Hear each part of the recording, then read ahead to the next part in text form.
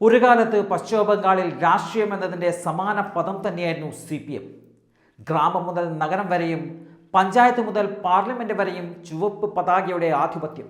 34 വർഷത്തെ തുടർച്ചയായ ഭരണം. ഇന്ത്യൻ ജനാധിപത്യ ചരിത്രത്തിൽ തന്നെ അപൂർവമായ നേട്ടം.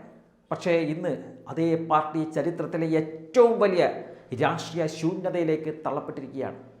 രാജ്യസഭയിൽ ബംഗാളിൽ നിന്നും CPMന്റെ അവസാന പ്രതിനിധിയായ വികാസ് രഞ്ജൻ ഭട്ടാചാര്യ ഏപ്രിലിൽ വിരമിക്കുന്നതോടെ പാർലമെന്റിന്റെ ഇരുസഭകളിലും CPMന് ഒരു അംഗം പോലും ഇല്ലാത്ത അവസ്ഥയിലേക്ക് കാര്യങ്ങളെത്തും.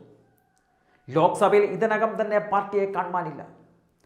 ഇനി രാജ്യസഭയിലുണ്ടായിരുന്ന ആ അവസാനത്തെ നൂൽപ്പാലവും മുറിഞ്ഞാൽ ബംഗാളിൽ നിന്നുള്ള ചുവപ്പ് ശബ്ദം പാർലമെന്റിൽ പരിപൂർണമായും ഇല്ലാതാകും. ഇതൊരു സാധാരണ രാഷ്ട്രീയ ഇടിവല്ല.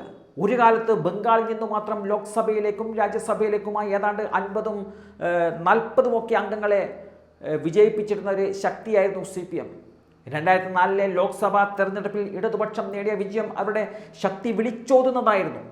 കേന്ദ്രത്തിൽ അന്ന് UPA സർക്കാരിനെ പുറത്തുനിന്നും പിന്തുണച്ച് നയങ്ങൾ വരെ നിർണ്ണയിക്കുവാൻ ശേഷിയുണ്ടായിരുന്ന ഒരു കാലഘട്ടമുണ്ടായിരുന്നു ബംഗാളിൽ CPMന്. ദേശീയ രാഷ്ട്രീയത്തിലെ കിങ് മേക്കർ പദവി അവർ കൈവശം വെച്ചിരുന്നു. എന്നാൽ 2011 എല്ലാം മാറിമറിഞ്ഞു. മമതാ ബാനർജിയുടെ നേതൃത്വത്തിലുള്ള പ്രക്ഷോഭ രാഷ്ട്രീയം CPMന്റെ കോട്ടകൾ തകർത്തു. സിംഗൂർ, നന്ദിഗ്രാം പോലുള്ള വിഷയങ്ങളിലുണ്ടായ തിരിച്ചടികൾ പാർട്ടിയുടെ ഗ്രാമീണ അടിത്തറ തന്നെ കുലുക്കി. ഭരണത്തിൻ്റെ ദൈർഘ്യം ജനങ്ങളിൽ ക്ഷീണം സൃഷ്ടിച്ചു. മാറ്റം എന്ന മുദ്രാവാക്യം ശക്തമായി മുഴങ്ങിത്തുടങ്ങി. ആ മാറ്റത്തിൻ്റെ തിരമാലയിൽ ചുവപ്പ് പതാകയും ഒഴുകിപ്പോയി. പക്ഷേ ഭരണനഷ്ടം മാത്രമായിരുന്നില്ല പ്രശ്നമായത്. അതിനുശേഷം നടന്നത് തുടർച്ചയായ സംഘടനാപരമായ ഇടിവായിരുന്നു CPMന്. യുവജന പിന്തുണ ചുരുങ്ങി. വിദ്യാർത്ഥി യുവജന പ്രസ്ഥാനങ്ങളിൽ ഉണ്ടായിരുന്ന ആ ഒരു പഴയ ചൈതന്യം കാണാതായി. പുതിയ തലമുറയോട് സംസാരിക്കുവാൻ പാർട്ടിക്ക് അനുയോജ്യമായ ഭാഷ കണ്ടെത്താനായില്ല എന്നുള്ള വിമർശനവും ശക്തമായി ഉയർന്നു. നഗരമേഖല പുതിയ രാഷ്ട്രീയ കാഴ്ചപ്പാടിലേക്ക് നീങ്ങിയപ്പോൾ ഗ്രാമീണ വോട്ട് ബാങ്ക് വിഭജിക്കപ്പെട്ടു. ഒരു കാലത്ത് ജ്യോതി ബസുവിൻ്റെ ഭരണകാലം സ്ഥിരതയുടെ പ്രതീകമായിരുന്നു. എന്നാൽ ദേശീയ തലത്തിൽ ഹർകിഷൻ സിംഗ്, സുർജിത്തിനെ പോലുള്ള നേതാക്കൾ സഖ്യരാഷ്ട്രീയത്തിൻ്റെ മാസ്റ്റർ മൈൻഡുകളായി പ്രവർത്തിച്ചിരുന്ന കാലഘട്ടമുണ്ടായിരുന്നു. എന്നാൽ അവരുടെ തന്ത്രങ്ങൾ കേന്ദ്ര സർക്കാരുകളെ പോലും സ്വാധീനിച്ചിരുന്ന ആ ഒരു ഘട്ടത്തിലാണ് അന്നൊക്കെ ഉണ്ടായിരുന്നത്. ഇന്ന് ആ പാരമ്പര്യങ്ങൾക്ക് അതിൻ്റെ അവശിഷ്ടങ്ങൾ മാത്രം ശേഷിക്കുന്നുവെന്ന തോന്നൽ ശക്തമാവുകയാണ്. ബംഗാളിലെ ഇന്നത്തെ കണക്കുകൾ കടുത്തതാണ്. ലോക്സഭയിൽ ശൂന്യം, രാജ്യസഭയിൽ അവസാന അംഗവും വിരമിക്കാൻ പോകുന്നു. നിയമസഭയിലും പരിമിതമായ സാന്നിധ്യം മാത്രം.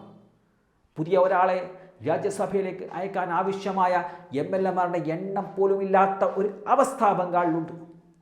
സ്വാതന്ത്ര്യാനന്തര ഇന്ത്യയിൽ ബംഗാളിൽ നിന്നും കമ്മ്യൂണിസ്റ്റ് പാർട്ടിക്ക് പാർലമെന്റിൽ ഒരൊറ്റ പ്രതിനിധി പോലും ഇല്ലാത്ത ഒരു സാഹചര്യം രൂപപ്പെടുന്നത് ചരിത്രപരമായ സംഭവമാണ്. ഇത് വെറും പാർട്ടിയുടെ പ്രശ്നമല്ല, ഒരു ആശയധാരയുടെ സാമൂഹിക സ്വാധീനം ചുരുങ്ങുന്നതിൻ്റെ പ്രതീകമായാണ് അത് കാണപ്പെടുന്നത്.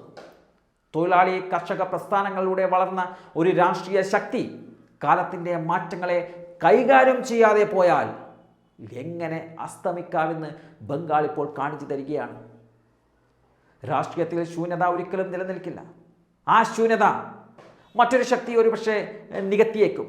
ബംഗാളിൽ അത് ആദ്യം തൃണമൂൽ കോൺഗ്രസും പിന്നീട് ഇപ്പോൾ BJPയും ഒക്കെയാണ് അത് നികത്തിക്കൊണ്ടിരിക്കുന്നത്.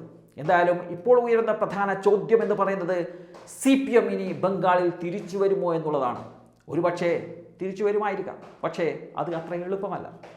സംഘടനയെ പുനർനിർമ്മിക്കുക, പുതിയ സാമൂഹിക കൂട്ടായ്മകൾ സൃഷ്ടിക്കുക, യുവജനങ്ങളെ വീണ്ടും ആകർഷിക്കുവാനുള്ള പരിപാടികൾ സംഘടിപ്പിക്കുക. അല്ലാത്ത മുന്നേറ്റം അസാധ്യമാണ്. ഏപ്രിൽ അവസാനത്തോടെ പാർലമെന്റ് രേഖകളിൽ ബംഗാളിൽ നിന്നും CPMന്റെ പ്രാതിനിധ്യം പൂജ്യമായിരിക്കുമെന്ന ഒരു അവസ്ഥയാണ് നിലവിലുള്ളത്.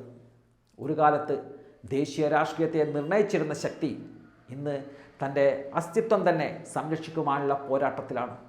ചുവപ്പ് പതാക വീണ്ടും ഉയരുമോ, അതോ ചരിത്രത്തിൻ്റെ ഒരു അധ്യായമായി മാത്രം അത് ശേഷിക്കുമോ എന്നത് ഇനി വരാനിരിക്കുന്ന തെരഞ്ഞെടുപ്പുകളൊക്കെയാണ് തെളിയിക്കേണ്ടത്.